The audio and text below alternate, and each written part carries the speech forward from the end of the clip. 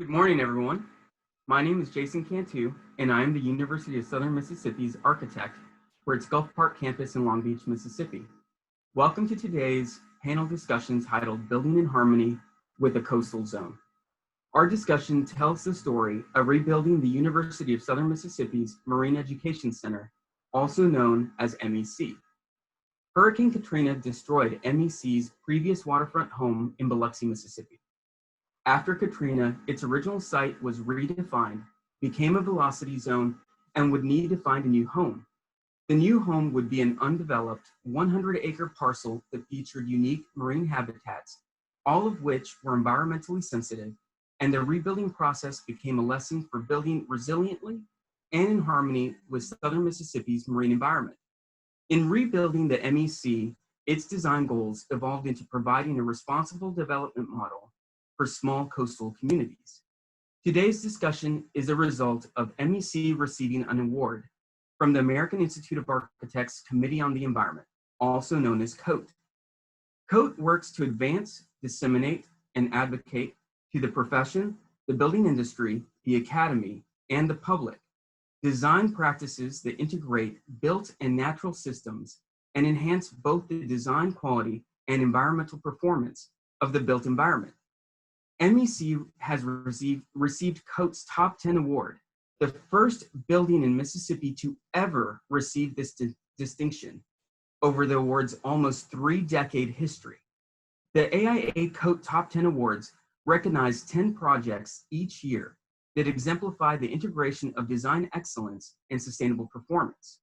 Using AIA's framework for design excellence as a standard against which projects are evaluated, COTE Top 10 Awards demonstrate a holistic vision of architecture across all 10 of the framework's dimensions.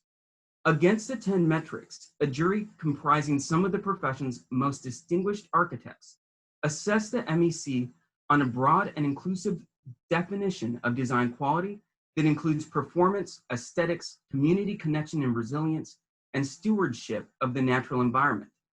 MEC's Top 10 distinction demonstrates that the design team didn't just do things well, but indicates that they established excellence within each of the 10 AIA framework dimensions.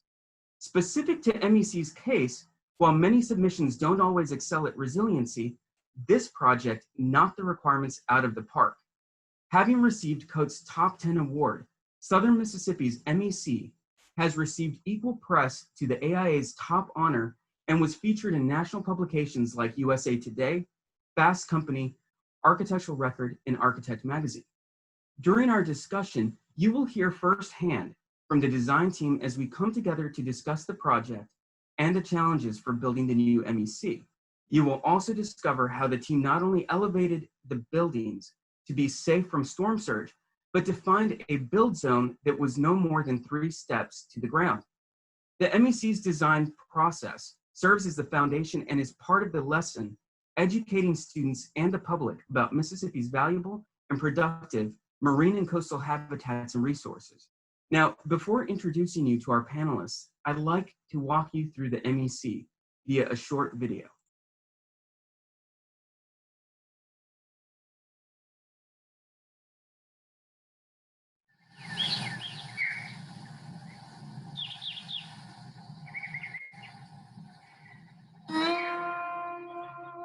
It is always harder to do the right thing. When you walk over that bridge and those classrooms come into view, it's like home. And we set out a project like this, and we had a blank slate, and we were able to all sit down and do a what if we could. I was part of the design process. I saw what went into it. We had conversations about how this building would live on the land and how it would become part of the landscape. And as a result of this building being designed in that way, we can teach a whole habitat lesson here and see different parts of that habitat. We wanted to demonstrate that you can do this, because a lot of environmental backlash that you get about it, regulations, is it's difficult. You can't afford it. You can't do it. It just doesn't work here. And so for us to set out to design this project to prove that you can do it, It is beautiful, and it can be cost effective. This is exactly what we wanted, to be nationally recognized as an example of building in harmony with the environment. And the COTE Award says we succeeded. The American Institute of Architects Committee on the Environment Top 10 Awards is the industry's best-known awards program for sustainable design. In 2020, the University of Southern Mississippi's Marine Education Center won this award. The award isn't just given for energy efficiency, but considers the architectural experience, the project's beauty, and its function. Each year, 10 winners have been recognized for environmental performance linked with design quality. The Marine Education Center is the first project in Mississippi to receive this award. Submissions for AIA COTE Top 10 Award are judged using 10 different criteria, including designing for energy, wellness, resources, and design for change. In other words, how does the project design anticipate adapting to new uses, adapting to climate change, and supporting resilient recovery from disasters? I have a very vivid memory of 3 days after Katrina standing underneath the tattered remains of the building and having someone say how long it would take us to build it back here. And my initial thought was, really? You want to do this again? But that was the primary push for the first 3 years. It persisted for over a year in planning before the idea was ultimately rejected. The vision that Chris had for this building was so different from the norm in terms of being something that could move forward as part of the environment and being resilient to storms. We pushed every envelope as far as we could. How can we build this building cutting down the minimal amount of trees? How can we build this building without clear cutting and leveling and then rebuilding? How can we build around the natural flow of the land? You must first listen to the land in order to create a resilient building. By doing that, you do not create structures that impose themselves on the landscape, but that respond in nature and harmony. I loved being at Halstead where you just walked out the door and the sound was there. But I have come to love Little Tahiti, because that's what I call it. It's like if you were on an island and you were coming up from the beach, coming through little mangroves into the spot where the community was. Everything is like in its perfect spot, like it was here all along. And I know it wasn't, but it's just got that feel to it. My first reaction when I saw this was, yeah, now I see what they were talking about. Now I see why they were so excited about this for so long, because this is legitimately the most impressive facility, the best designed, most well-integrated facility of this type that I've ever been in. We wanted this facility to be somewhere where you had to move through the outdoors as part of the experience here. We wanted to put the students outside as much as we possibly could in nature. Students inherently know that they're doing something different here when they're outdoors, and they get it. It's very open, but it's very well contained. So the children have freedom, but we don't have to worry about them so much. And they love it. It's very calming.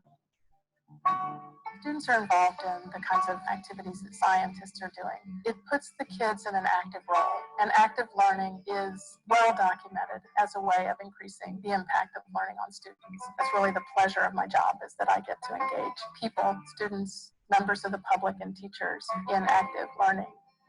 MEC is a space for the larger community to come in and talk to our researchers, talk to our scientists, and understand what we do, why we do it, and why that has meaning and value to them. It also really ties into the changes that we're making at USM and SOSC, and it really fits in with the fact that USM is in the process of undergoing this transition to a much larger, much more research active award-winning institution. The fact that we have this now award-winning facility is only going to make it more effective for the community to understand what we do and why it's valuable, and help them to understand that they need to support the mission of USM and SOSC.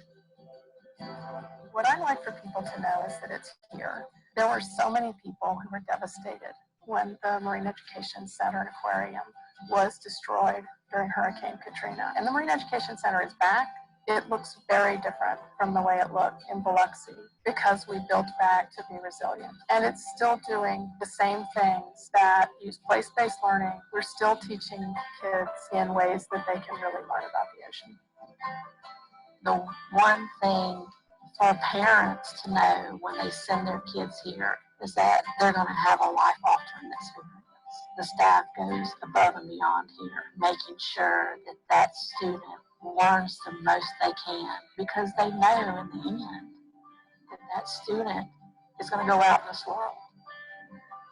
Anyone can do this anywhere, anytime. Any building can be efficient, any building can be low impact, and any building can enhance the environment rather than harming the environment.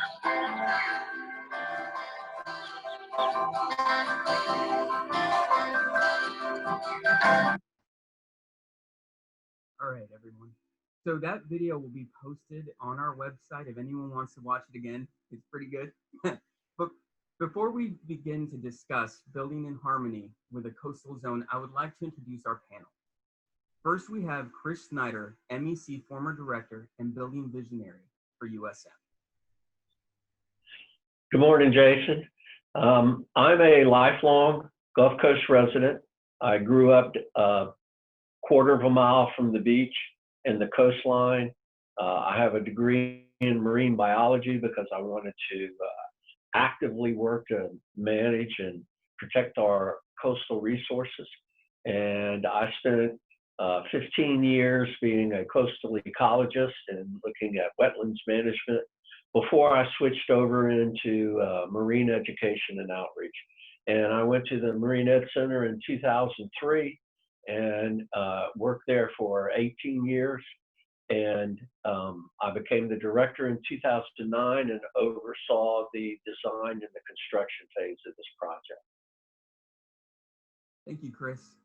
Next is Milady Howard, who served as the owner's representative with M.A. Howard LLC. Thank you, Jason, and good morning, everyone. Again, my name is Milady Howard. I'm employed by M.A. Howard Consulting. M.A. Howard Consulting specializes in program and project management.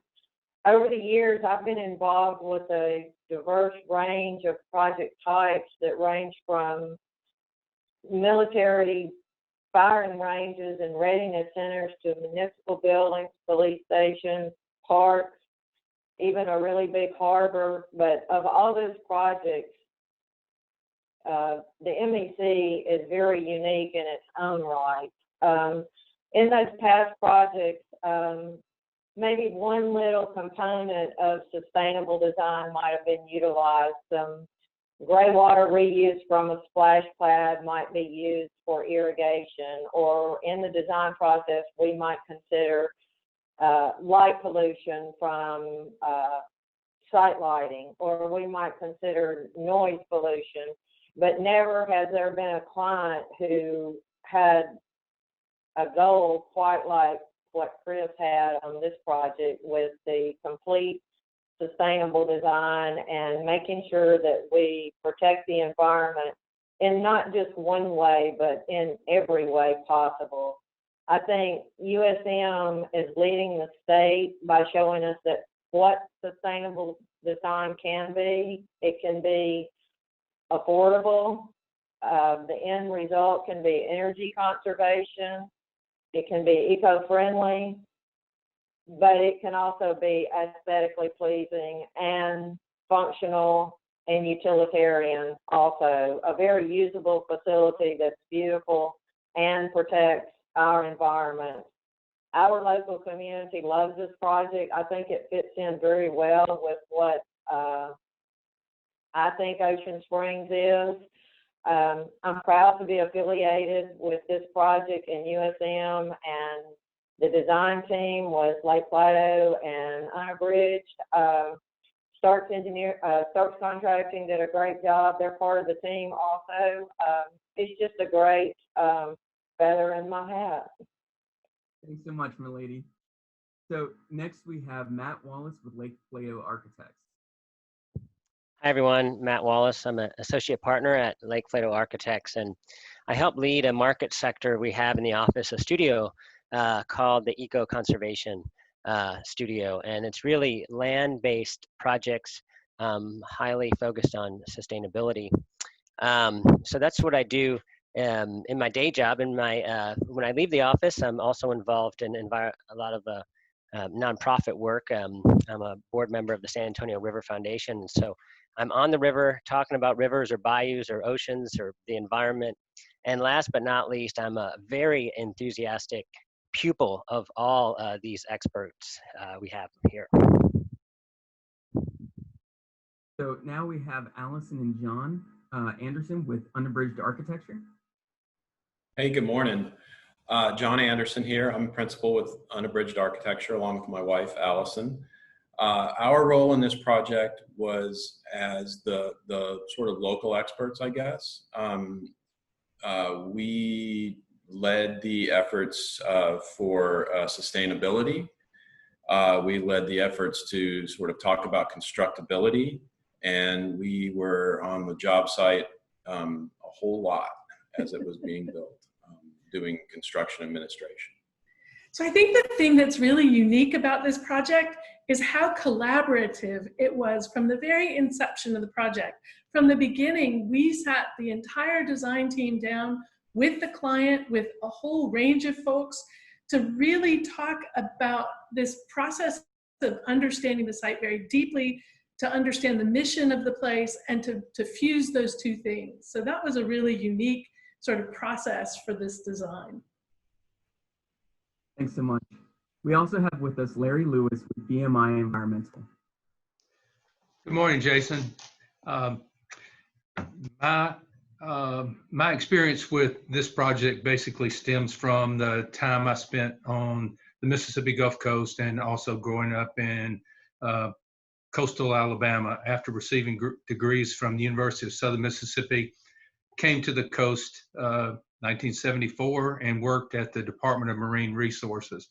It was there that I met people like Chris Snyder, and also where I met and worked with folks from the Gulf Coast Research Lab, particularly in the earlier years of my career. I did spend 17 and a half years with the Department of Marine Resources and helped manage the coastal resources by implementing the Coastal Wetlands Protection Law and the Coastal Management Program for the state of Mississippi. In the private sector, beginning in 1992, I began a consultancy, and it was there that I came to know folks like John and Allison Anderson, and ultimately to meet the other parts, the other folks that are part of this team, like Matt and Chris Gutierrez, and the folks from Outside Architecture, Studio, who were the landscape architects that served on this project. My role in the project was to begin with a basic baseline assessment and inventory of the living resources, the various habitats, how they functioned, and how they sort of fit together in a big piece. But that role expanded greatly as the folks that were part of the team began to ask questions and seek a more in-depth understanding of how these ecosystems work and what can and can't be done there without causing harm. It was a great experience, and I really appreciate the spirit of collaboration that was there from the very beginning. Thanks so much, Larry. Also joining us is Chris Gutierrez, representing Stars Contracting,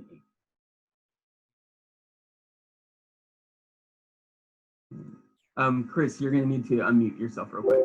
Thank you. Good morning, everybody. This is Chris Gutierrez. I'm with Starks Contracting Company. And we had the pleasure of executing this great plan that everybody on the panel put together for us to make this project come to fruition. It was a great challenge for us. Started with a wooded site that was no clearing to be done on it at all, and converted it into this great facility that everybody has the pleasure of seeing today. Hopefully everybody will have the chance to visit it, and for many years to come. Thanks so much. So I will begin our discussion with a series of questions to each of our panelists. As our panelists answer the questions, I would like to invite webinar participants to submit your questions that our panelists can address at the end of the discussion during a question and answer session. The first question is for Chris Snyder. Hurricane Katrina hit Mississippi Gulf Coast in August of 2005, and construction for the MEC did not start until 2015. Why did it take so long to begin rebuilding, and did the delay present some unexpected benefits for the vision of the project?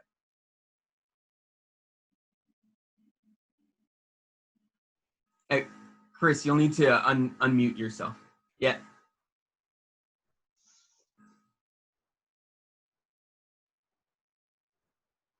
Okay, I think I got it now.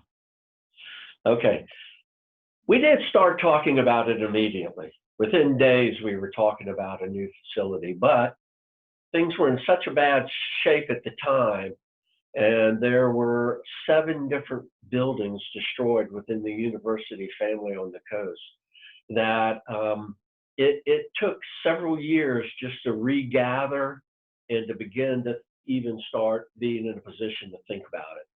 And so we did not stop working during that time. We continued to operate our center without a building, and that forced us, or really gave us this great opportunity to shift our learning paradigms to the outside.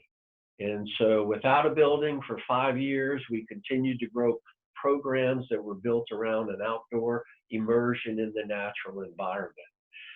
So that gave us a real opportunity to get back to work, but not doing what we had done for Katrina. It was a clean slate that we were able to start totally anew and look completely to the future rather than what we had done in the past, which is a real common position for people to take after a natural disaster. How can I get back what I lost? And it's the human natural thing to do. But the delays with the bureaucracy of FEMA, the delays within the university who linearly went through their projects from the most important to their operation to the Marine Ed Center, that's an outreach facility, didn't really have an academic purpose, gave us a lot of time to really marinate this whole idea of what the Marine Education Center could be and what it should be. And it also gave us the opportunity to ask every question about our design, about our facility, about our platform before we put the first word on paper about the design. And that's just such a unique opportunity to thoroughly think through what you're doing before you even get started. And it allowed us to look at every aspect. And so the design, what's so beautiful about it to me is the way it functionally works all the pieces together. And that's because nothing was done because we didn't have time to think of another plan or we didn't really know. Everything is a function of the planning process. Every pathway, every building, everything is designed to meet the mission. And so I look at it as being fortunate that we had this 6-year period before we actually started drawing out drawings to really thoroughly think through what we were doing. So it worked out to a big advantage, though it was frustrating. It worked out to be a great advantage for us. Thank you, Chris. So the next question is for Larry Lewis. You were first to work on MEC's site. Was this unusual in the typical process of designing a new building? And can you talk about how your work guided the design team through the entire construction process and carried it into the educational lessons that the education team delivered to students? So this is probably the most unique experience I've ever had with a design build project where I'm called in to provide some information to assist in siting a facility or maybe even placing the building in a way that would reduce impacts. But it was unique to me in this regard. From the very beginning, I fell in love with the property. It's not just a pine flat wood. It's not just a forested bayhead area. it's not just a fringe marsh along the bayou. It's all of the above, and that's the part I think that helped the designers, those that were responsible for putting it all together, do it in a way that was compatible. And when it's compatible in a way, it's also resilient. And so that was the part that I really enjoyed. You know, I think back to that that day that I first came to the site, and it was somewhat unusual, and at the same time special, that the first person I saw on the site when I came to the site was Chris. And that told me that he was really concerned about this process, and it heightened my awareness of the importance of getting it right, and sharing that with the design team. And when I say share, I don't mean just providing information. There was feedback, there was discussion, and there were really no leaders here. Everybody was part of this process, and it made it very special. Thank you, Larry. The next question is for Matt. Lake Plato has a reputation for architecture that revolves around being rooted in its particular place and responding in a meaningful way to the natural environment. You typically use local materials that are tactile and modern, yet environmentally responsible. Can you describe the challenges and opportunities that came with designing for the Mississippi Gulf Coast, specifically MEC's site? And can you also talk about your experience with working as part of a team in a state that does not openly promote sustainability?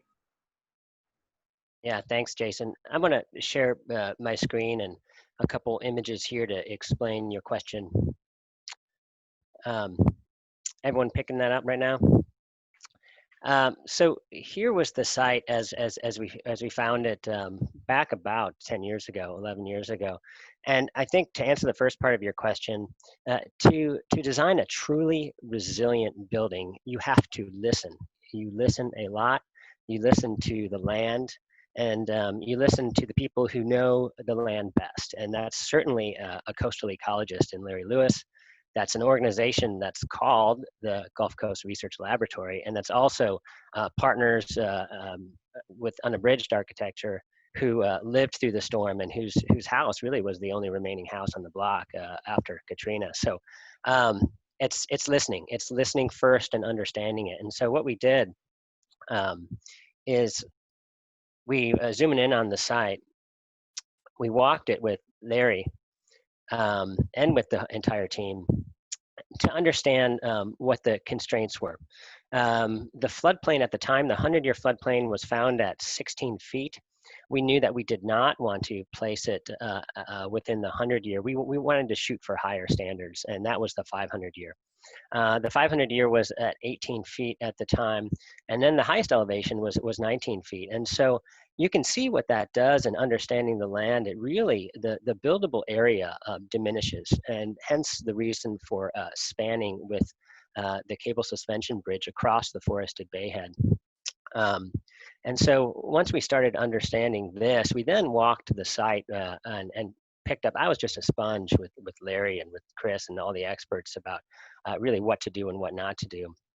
And this is Larry here in the forested bayhead with a partner, Bob Harris, there in the middle, who is at Lake Plato Architects.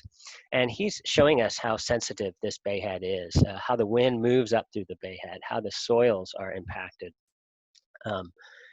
And from there, we zeroed in then on that build zone and started flagging the trees that were either invasive, non-native, or at the end of their lifespan.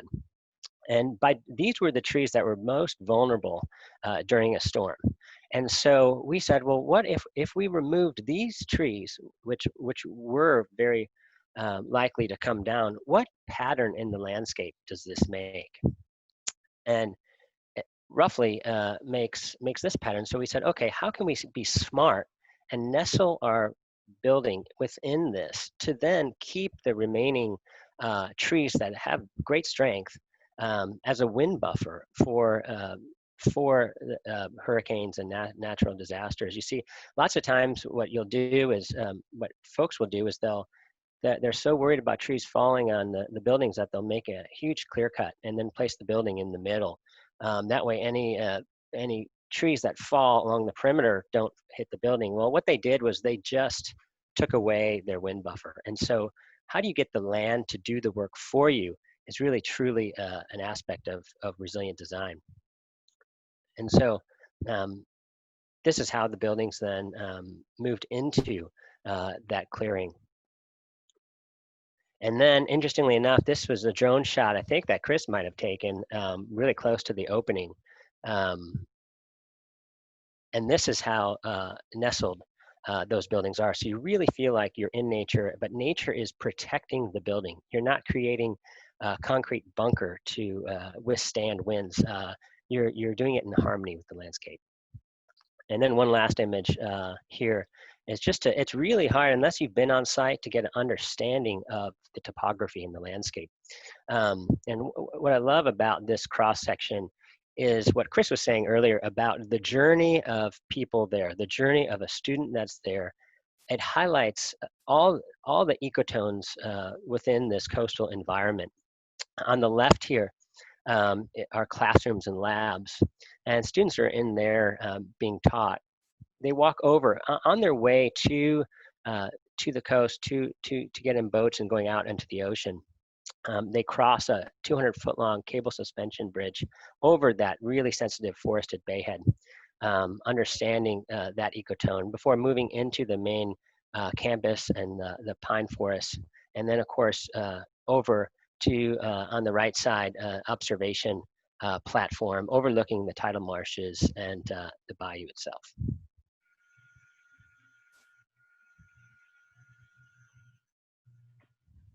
Thanks so much, Matt.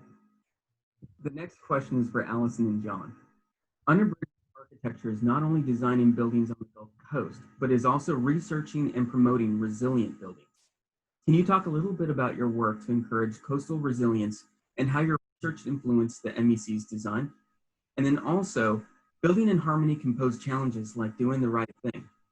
Can you discuss some of the ways that you were able to create opportunities from some of the challenges you faced and how your team defined the right things to do?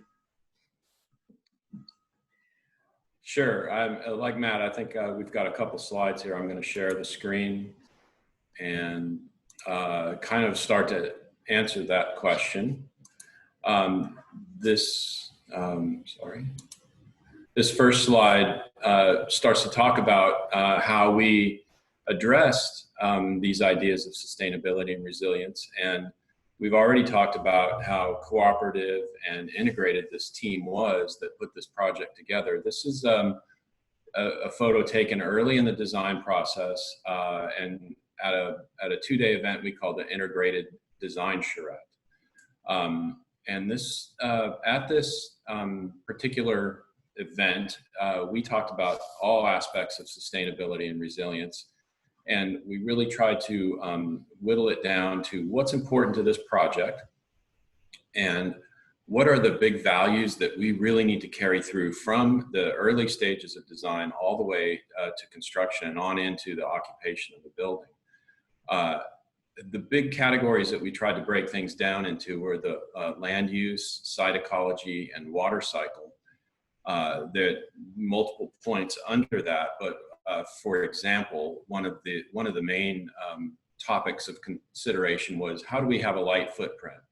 How does our building sit lightly on the ground? And I think Matt illustrated some of that, but some other features of that were by using helical piers to support the building, which are like, imagine something like a big metal screw that screws into the ground that holds the building up instead of larger chunks of concrete.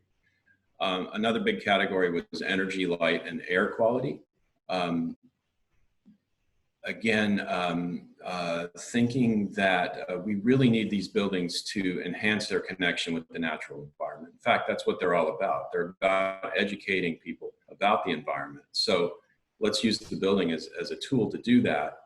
Let's find ways to get outside. Matt illustrated a lot of that with the bridge, with some porches. We have a lot of outdoor courtyards and trails and points where people get down and engage with the water level as well. And the other big category we discussed at these meetings was materials and construction. What are we going to build this building out of? What are the right materials? One of the most eye-opening things was to start to learn that some of the building materials that we use in normal environments are harmful to marine environments. For instance, zinc is a harmful chemical in a marine environment. PVC was another very harmful material. So we did our best to eliminate those materials from the project. We started the design process using Leadership in Energy and Environmental Design, as our guide to finding our way to a sustainable project. Interestingly, halfway through the project, this particular method was made illegal by the state of Mississippi. However, it remained our guiding principle, even though we didn't go for the actual certification of the project. That we were on track for LEED Platinum certification. I'd say that getting a COTE Top 10 Award is equal to that. I'd love to have both, but that's another story. I'm gonna turn it over to Allison. So I'll talk a little bit about resilience, and Matt kind of stole all the thunder, I think. So he's already shown you these ideas, but I'll just sort of reiterate that there are two peninsulas here, and we kept our building on those two peninsulas on the highest ground. So the base flood elevation at these high grounds wasn't even required.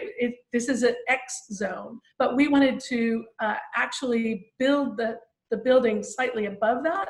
So you can see there's the slight slopes quite a bit from 18, 17, 16 feet up to a height of 19 feet. But even so, we kept that building finished floor level at least 1.5 feet above the grade.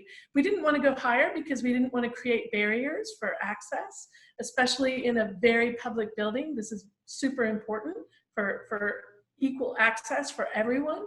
But we also wanted the buildings to float a little bit above the ground, which is why we use those helical piers. Those helical piers also don't interrupt the roots of the trees right around the perimeter, and we kept a very narrow perimeter of less than 10 feet between the building and the existing landscape, which was really important for getting that building to nestle in. I think it caused all kinds of headaches for the team, but I think Chris will talk a little bit about that. So this does actually add a little bit of freeboard above the grade. But the other thing I think it's important to talk about is wind. Certainly flood, which has everything to do with siting and elevation, is important, but wind is also important. Hurricane Katrina came in with Category 3 winds, Category 5 storm surge. But this building is designed to meet 160-mile-an-hour winds. You can see the kind of bracing and the kind of tensioning that the exposed structure needed, because there's a lot of uplift on these porches. We also used impact glazing on the project. Of course we had to, but we also wanted to make sure that there wouldn't be any sort of breaches in case there was some windborne debris, because this is a windborne debris region. Kind of our guiding principle was one thing that Chris Snyder said at the very beginning of our design process, which is all buildings end up in the ocean. So we hope it won't do that for quite a while. This building is designed to sort of meet the standard that it would have still existed after Hurricane Katrina. Of course, we don't know what the next storm will be, but we really want this building to be a long-lived and durable building. So we designed it in a resilient manner. I'll turn it back over to you, Jason. Thanks so much. That was great. So my next question is for Chris Gutierrez. Tell us about Starks Contracting Inc., your ties to the community and to the site itself. The design of the building was unique to coastal Mississippi. Can you tell us about some of the construction challenges Starks faced while building the Marine Education Center? Certainly, Jason. Starks Contracting, we're a locally owned and operated construction company here on the Gulf Coast since 1933. So I've played in this area my whole life, but more importantly, my grandfather, when he grew up as a child, played in these very same woods where the Marine Education Center sits.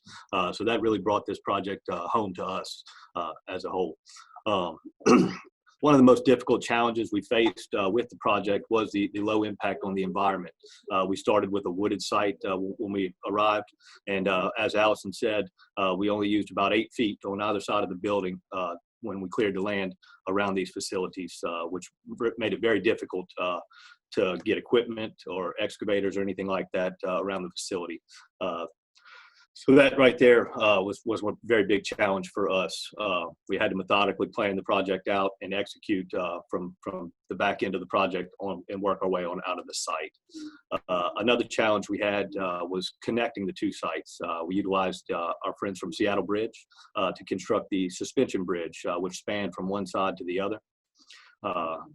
That in itself was a challenge. We had to set the foundation for the suspension bridge offset from center, which is not something that typically happens, but we did that in order to avoid the wetlands at the bottom of the basin there. Those were just two of the more stringent challenges we faced over the course of this project. Thanks so much, Chris. Thank you. So my next question is for Milady. The funding for rebuilding the MEC came from several different sources. Can you describe how the design team was able to construct a resilient building within the budget? Yes, thank you again, Jason. I was hired to help USM navigate what can sometimes and oftentimes be a complicated FEMA process of what FEMA will pay for and what they won't pay for. And typically, a FEMA improved project is a project that increases square footage and occupancy. This was an exception to that general rule. We were decreasing square footage for an increased occupancy, and that in itself led to some problems along the way because USM had decided very early on that they were going to take indoor learning outdoors. Well, there were scope of work restrictions on that FEMA funding, and one of the restrictions is that FEMA would not pay for site work because this project had been relocated from the city of Biloxi to where it is now, and we could not get FEMA to pay for those site costs. So all of the site infrastructure, the bridge, the restorative landscaping, all of that was not FEMA funded. But in the beginning, that was not a problem because we had supplemental funding from the state of Mississippi. So no problem. We start the entire process with a very adequate budget. So we did the project. We had the funding. There were no problems at that time. And then we opened bids, and our supplemental funding for the site were the bridge, the restorative landscaping, all of that just disappeared. And we, that took a little bit of maneuvering, and that set us back for a minute. We had to ask Starks Contracting to hold their bid for a short period of time, of which they agreed. And during that time, most of our funding for those ancillary features was restored, but not all of it. So since we didn't have the funding that we thought we were going to have in the beginning, we started a value engineering exercise. And Lake Plato and Untitled Bridge worked very closely with Starks Contracting through that VE exercise to determine, okay, what are some things that we might could live without if we have to, because we knew we were going to have to. So during that process, we value engineered approximately $120,000 worth of items out of this project. The easy pickings or the easy way to get that money really quick was to change the bridge. We wouldn't have a suspension bridge, and to eliminate the restorative landscaping. Those two items were extremely important to this project.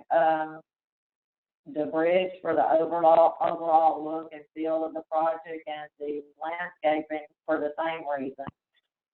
Although there was minimal site work, we still needed the restorative the restorative landscaping. So we fought very hard to keep those things, and ultimately kept those things. We took out some other things. We changed the roof material from aluminum to galvalume, and we lost some tree lighting, lost some seat walls and at the entrance, and some changes like change countertop thicknesses, ceramic tile, things like that that are not as noticeable as if we had taken the bridge and the landscaping out.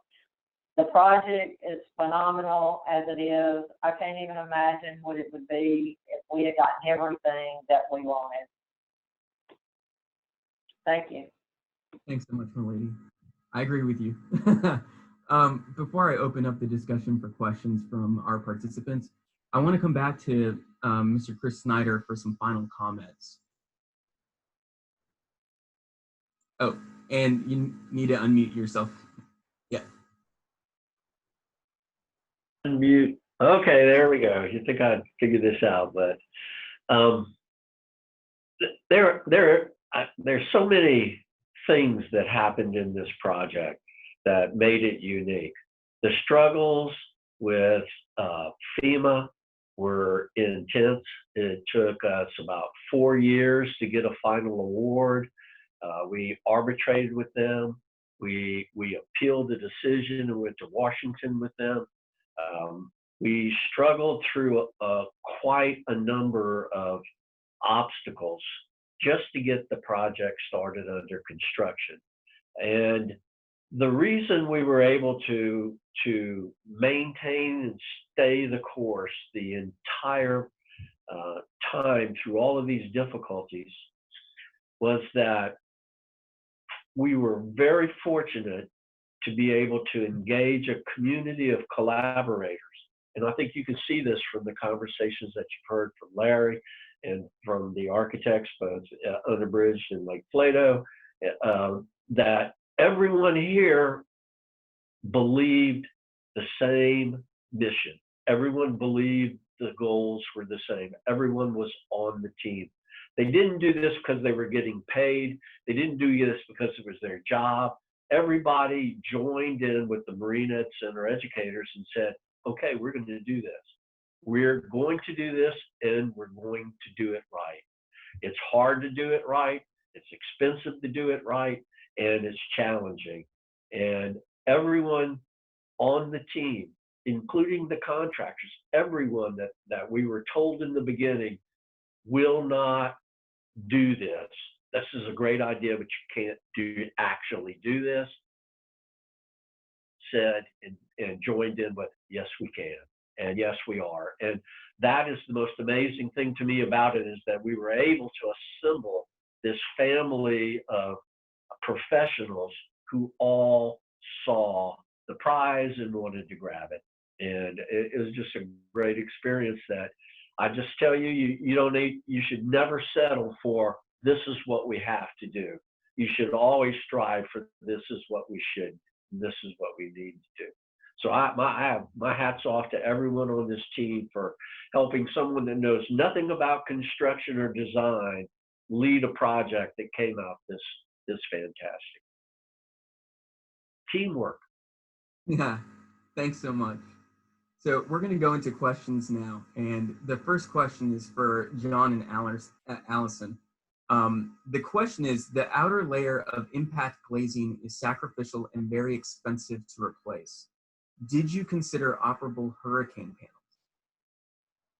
Yeah, we did. It's interesting. There's we were a little bit ahead of time here. There's an idea now about how much embodied carbon is in a building.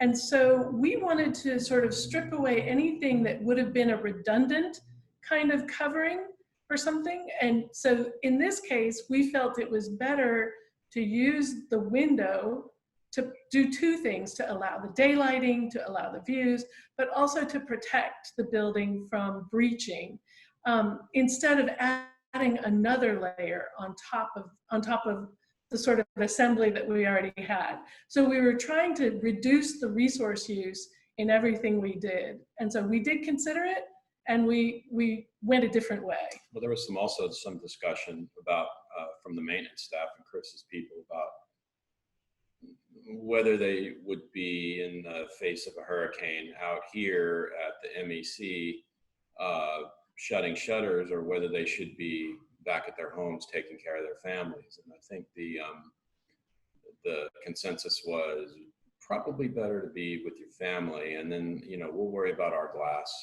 We will put the impact glass in. It's great, and we'll worry about how to pay for fixing it later if it does get damaged. Yeah. Thank you. The next question is for Matt. You referred to two campuses. Can you talk a little bit more about how that evolved and the benefits? Yeah, by two campuses, meaning spanning the Bayhead, I assume is the question. We did a programmatic exercise where we understood the footprint of what it needed to be. And we could have jammed the entire building in sort of a cube-like form on one side. But that would have taken up all of the 19-foot and 18-foot elevation, and then you'd have to walk around the perimeter of this cube, and it would just not be integrated in the landscape. So once we understood what felt comfortable on that right side, which by right side I mean the eastern side on the bayou, we knew we wanted the main campus on that side. We then felt like we should understand what programmatic elements would span across the Bayhead. And knowing that the university, their high season is in the summer, we placed the classrooms and the labs on that west side so that they could then shut that down, save energy, and then have a fully functioning campus on the east side during off times. And so it's really meant to, the last thing you want to do is create buildings and spaces that you walk by every day that are not used. And so if you can imagine placing everything on the east side and walking by these labs and classrooms when it's not high season and seeing them empty, it's not very uplifting to see. So you don't see it this way. And everything kind of worked out. And again, we felt like understanding the Bayhead and crossing that on your journey was an important one. So the next question, can you talk about the process of using helical piers on the site? What was the learning curve? And that's yes. Yeah, okay. I'll just start out, and then it'd be interesting to hear Chris's perspective on it. But really, what we wanted to go with helical piers because it's a vertical structure, and so it misses the root systems of the trees. So if you can imagine, if you had a continuous footing, it would just cut out the root systems of the trees, and so that's a big reason why we did that. We had done that previously on a job in a bayou in near Houston, and it worked really well. The challenge for us with the helical piers was there were so many of them, thousands of them almost, in such a small area. And so, we had to excavate out a pretty large hole, 4 foot deep, 4 foot wide, and we'd install 5 or 6 of these helical piers in that particular hole. So you could only do 1 or 2 a day. You'd have to bounce around from hole to hole, and logistically, it created a kind of a nightmare for us on the front end. But overall, it seemed to be a good foundation design from our standpoint. I also have a question. This one is for Matt, John, and Allison. What will the COTE Award mean to the state of Mississippi moving forward as far as influencing future projects? Well, we hope it will influence future projects. We certainly are excited about this. There is a map on the AIA website of all of the COTE awards. And for years, there's been a big gap between New Orleans and, I don't know, Atlanta maybe. There aren't a lot of projects that actually, you know, had a little spot on the map. Now we have that spot on the map, and it's exciting. I think that it shows that it can be done. It shows that it can be done on a budget, as Milady and Chris pointed out.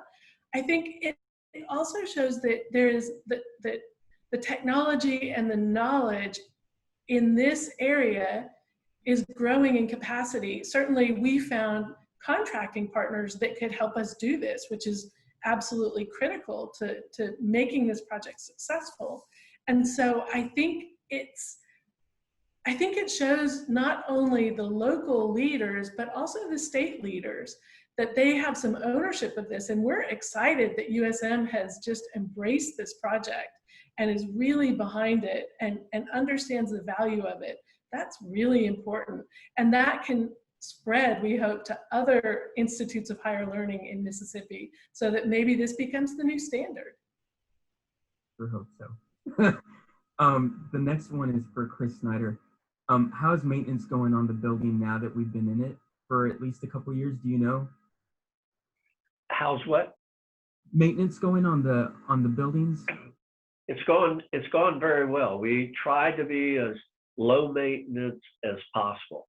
And when we first began our early conversations, and I think it's kind of interesting maybe to point out that backing up some of what Matt and Allison said, that we started with the traditional idea.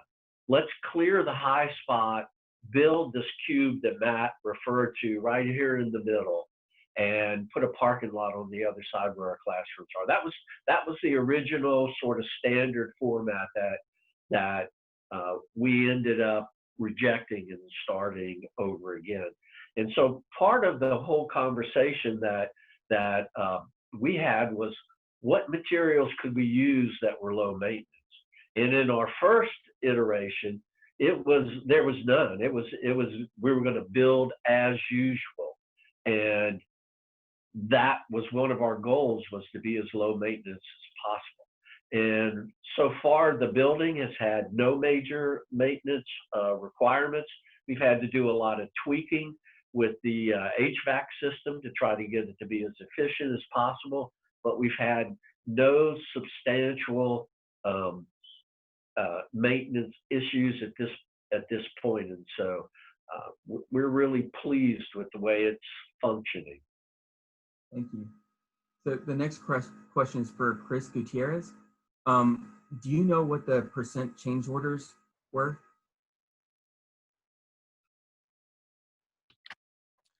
I don't have that information, the exact figure right now, Jason, but I want to say it was around less than 2% of the total contract for the total change orders on the project.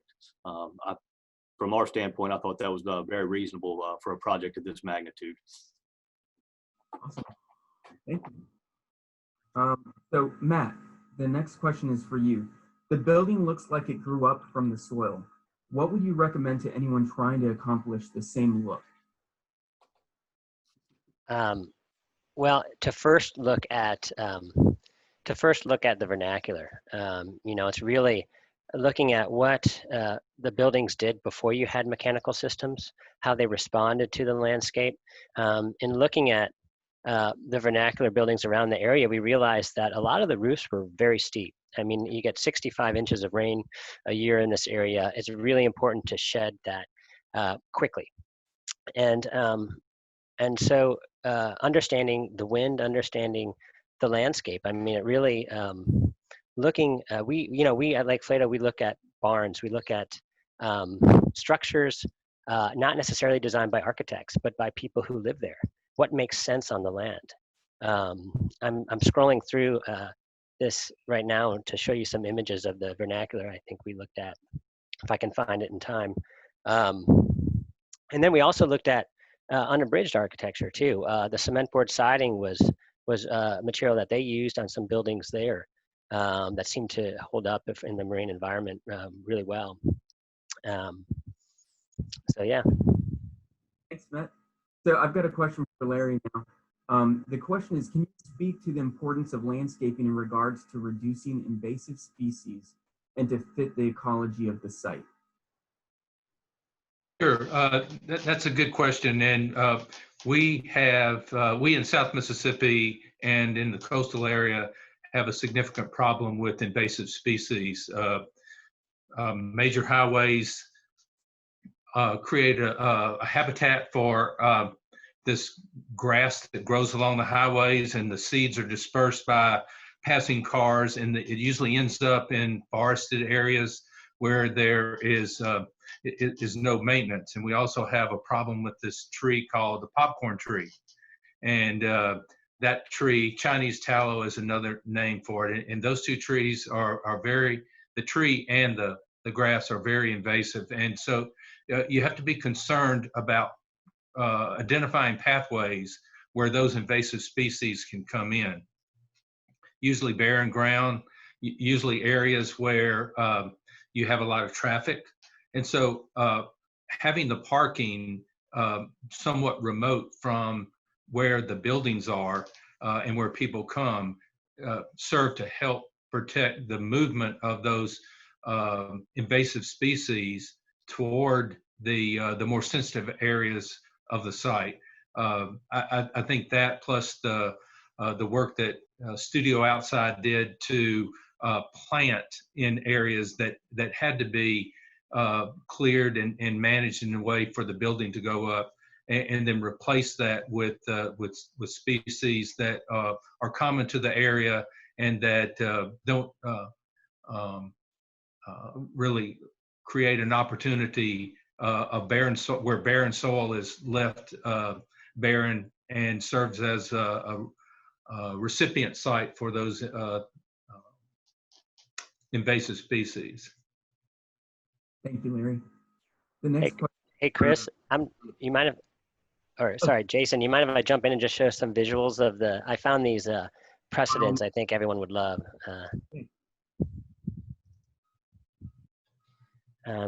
So these were some precedents that we showed Chris and his team early on, and you can see lots of these structures did not have any, they were done before mechanical systems.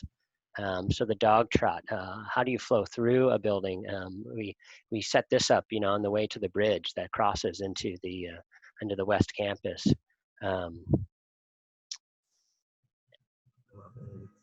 And then this was a really important one. These two homes in Louisiana, you can see how steep the roof was. This was really, we studied the pitch, and this became the precedent for the courtyard space on the main campus, and having that really steep pitch that presented itself to the courtyard. And then, of course, some contemporary precedents. This is, of course, Rural Studio, Sam Mockbee. I think we all just love his work, and he combines the vernacular into some contemporary ways. You can see this bridge on the right side across. He opens it up so that it has a view angle when you're walking across that creek. It's just beautiful ways of thinking. And then, of course, Fay Jones here in Mississippi and then in Arkansas, this exposed wood system. And I want to say that all the wood on the building, you can buy at it's typical to buy, so that if it is partially damaged, you can easily go to Lowe's, Home Depot, and rebuild using Southern Yellow Pine. And then, last but not least, here's Unabridged. So we at Lake Plato looked a lot at their buildings here in Mississippi, and so sorry for jumping in there. I just wanted to show those. No, this is great. So the next question is for Chris Snyder. Can you talk about the student experience at MEC? The team experience? The student experience. Oh, the student experience. Yeah, that was a real driver for us because we wanted, well, first off, no one has to come to the Marine Ed Center. It's a totally by choice facility. A student and a teacher have to be willing to pay and willing to come unless they're part of a grant. And so we needed to do something that enticed teachers and people to want to come there and learn. You know, we knew we had this great teaching example. We had to get people there to teach. And so taking advantage of the natural landscape and the natural environment was a core part of that mission. Don't come see an exhibit with an animal in it. Come see an animal in its natural environment. That's a much more powerful experience. And the response from teachers and students has just been overwhelming. In the first year, the first 12 months that we were operating our facility, we had over 9,000 students come and take a field trip and spend 3 to 5 hours at our facility. And they came from multiple states across the region. We found ourselves not serving just our local community, but middle school communities around the Southeast. People come from Arkansas, from Missouri, from Tennessee. We have a group that came down from Memphis, 400 students from an urban school who came on a bus ride for 6 hours, spent 4 hours with us, got back on the bus and went home to Memphis to do this, which is, you know, mind-boggling to me that people would want to do that. But when teachers see an opportunity to teach by example and to expand a student's ideas about how things are going to be done, the good ones take it up. And the student response has been just so compelling that I think it moves all of us to have young people come up to us, 8, 9, 10-year-olds, and parrot back to us what we had said for years we wanted the experience to be. When you want to change a student's life and a student comes up to you and said, this place is great, I'm going to study this, I want to be this, I want to do that, and you know you're having an impact, it is the most rewarding feeling possible. And we spent a lot of time, and me, you know, I spent a year talking about how great the building was. And in that year, while the students and the teachers were coming, I came to realize that the real greatness and the beauty of the facility is the way it performs its mission. It's not the way it looks. It's not that it won awards. It's not that it's really cool. It's that it functions flawlessly in its educational mission. And that is just really the most gratifying success we could possibly have. Thank you so much, Chris. Hey, Jason, can I pitch in on that? Yeah. One of the things I want everybody to realize after, you know, you just heard Chris say that people come from all over the country to this facility. You know, we are experts. A lot of times we stop and we downplay ourselves as Mississippians. You know, we're experts in this place, and there are tons of people out there that have incredible expertise to share. And, you know, I'm really proud of the fact that we're part of this place that people are coming to from all over the country. And a project that has a COTE Top 10 Award, you know, is going to start to get a worldwide exposure. So, Chris, I'm hoping that you get a group from, you know, Europe or Africa come visit soon. That'd be great. So before we wrap up, does anyone on the panel want to share any closing thoughts before we end? I'd like to just say a word about someone we don't have here, and that's Studio Outside Landscape Architects. You go on site and you don't notice the landscape, and in a very good way. It's not manicured. It's meant to mesh in. It's meant to be resilient. They had a very subtle touch that was simple, but not simplistic, just like the rest of the buildings. And without that, it would, as Chris mentioned earlier, it would have been a completely different ball game. So just a just want to give a shout out to them for such an incredible job. You know, adding on to that, I think it's really important that you have to frame landscaping properly for it we did anyway, to get it to stay in the project and not be value engineered out. And we really needed to talk about not landscaping, because that landscaping is making something beautiful. I think that's what people think. We need to make it pretty. The landscaping, what it really did here was not only integrate the project in, but it restored the area around the project where construction was done and where materials were laid out to something that replicated the natural habitat. And that addressed the invasive species question as well as the maintenance question. But it sells a whole lot better to your client and to the funders if you're restoring and maintaining a natural barrier than it is landscaping. Because landscaping is putting up pretty bushes in people's minds. But this was an integral part of the teaching mission, was to restore that habitat. Thank you so much. So I'm going to wrap up now. On behalf of the University of Southern Mississippi, I want to thank all of our panelists and webinar participants for joining us this morning. USM is proud of the design team's work and is happy that it could share its COTE Top 10 Award designation with our community. Enjoy your day, everyone.